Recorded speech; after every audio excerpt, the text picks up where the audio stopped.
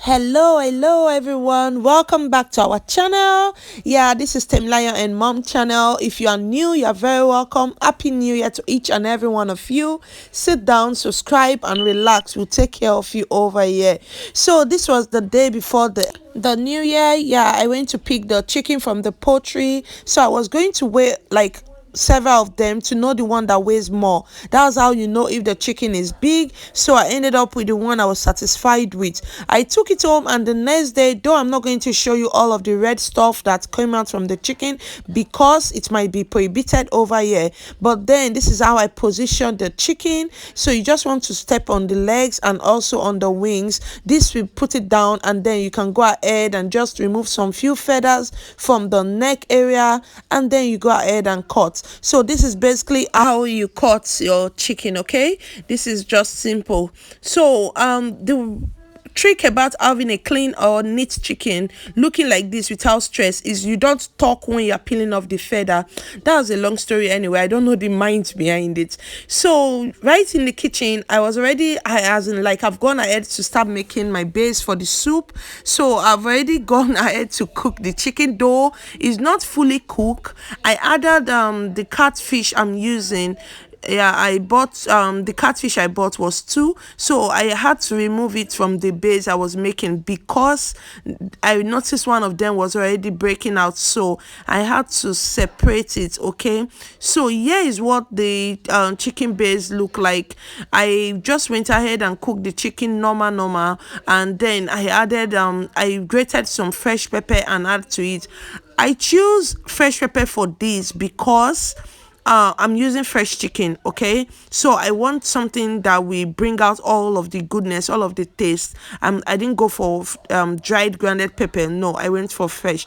Actually, I begin to like fresh pepper in my soups, though it's not something I grew up with. Okay, so this is what the base looks like. These are all the chicken. The chicken is not like 100% cooked because I'm going to leave it in the base while I add every other thing, which happens to be the ogbono, because the chicken already carries all of the ingredients I want to add in this soup, the crayfish, the everything. So what I'm adding now is just my cleaned iru, which is locust beans. I'm adding it to this base just to allow it to cook a little. I don't really like my iru to cook much because I like to see it inside the soup. Mostly Temilayo likes to pick them out and eat them, so it's really nice if it's still crunchy. Okay, so I'm just adding that in. I'm going to stir that a little and then cover it and allow the iru to cook up a little. Remember, my chicken is not well cooked yet, so I don't know. I'm going to ask, please put in the comment section, how do you prepare your ogbono for cooking? Do you fry it with the oil? Do you put oil in the pot and fry the ogbono, or do you put the ogbono in a plate, add the oil, and then drop the plate inside the cooking meats for it to melt? Because that's the way I know. That's how my mom taught us. That's how all of us in my house do it.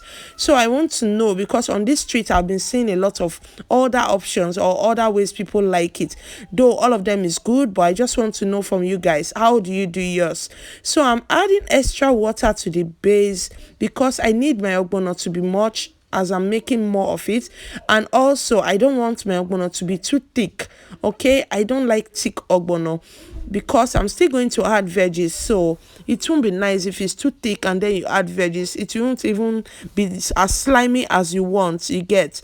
So I added some few water, and I'm just going to cover that and allow it to cook for just few minutes, guys, because the chicken, I don't want it to be fully cooked till I add the ogbono. So while that is cooking, I went ahead and cut my yam in bits. This yam is very on a good price. I bought this yam 5 pieces for 2,300 naira. So, and they are very big. I picked the smallest one to use because I don't really want to make much yam.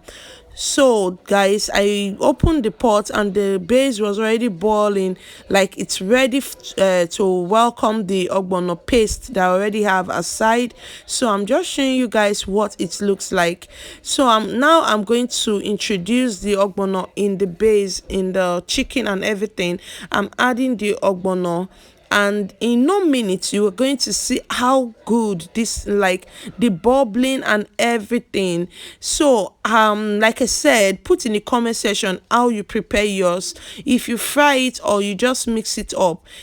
Like this stainless plate, it's actually a multi-purpose plate for me because it does this job really well. If I'm not using the stainless, I'm using like a Ziploc bag.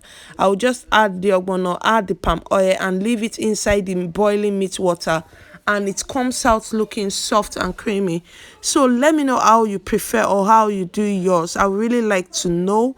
So guys, I'm just like getting everything in the pot. I'm just using my hands to make sure everything gets in there. So I'm going to stir this. You can see how good this looks already. Like it's bubbling, the ogbono is drawing.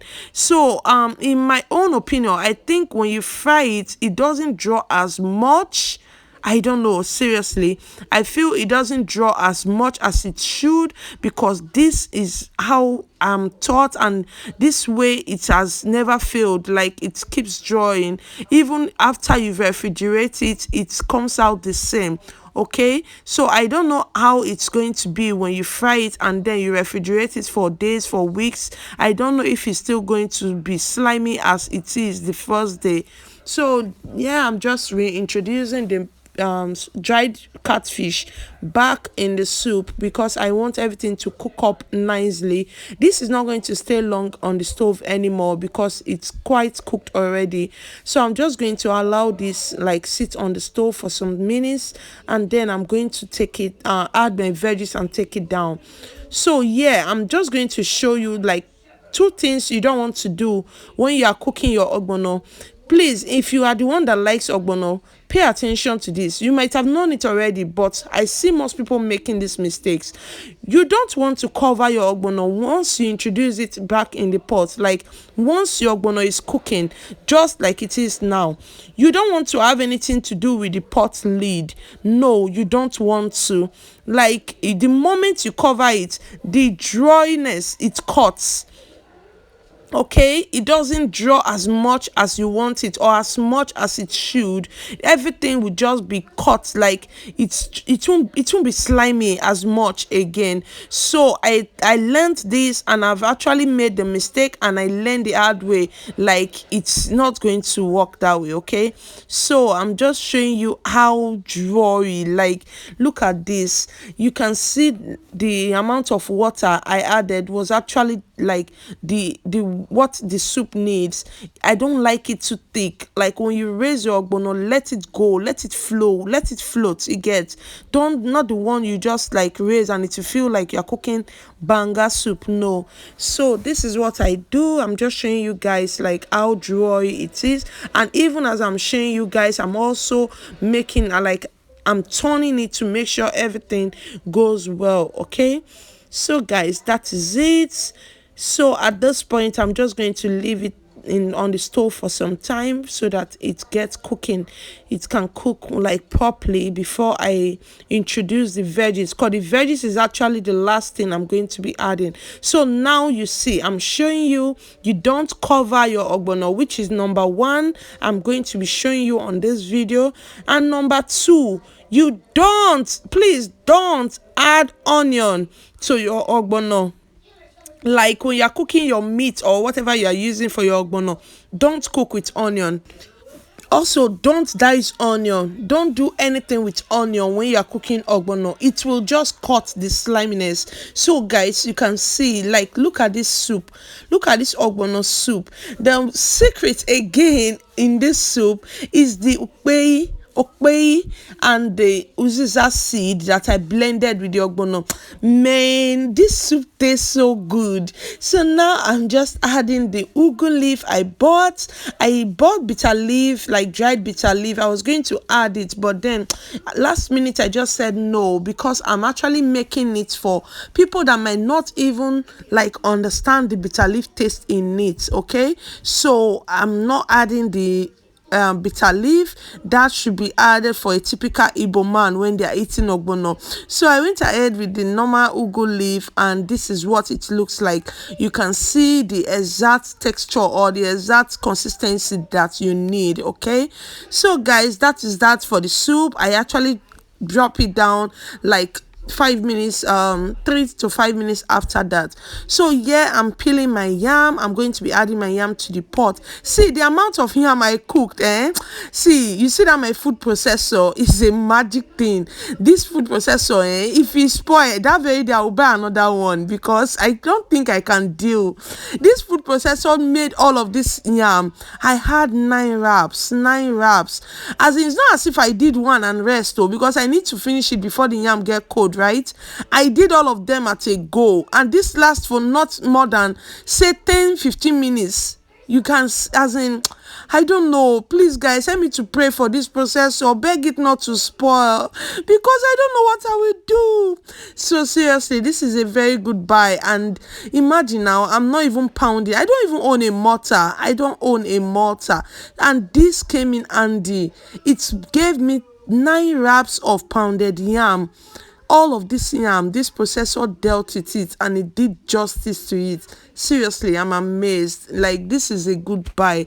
Let me play you some music before we go, Jerry.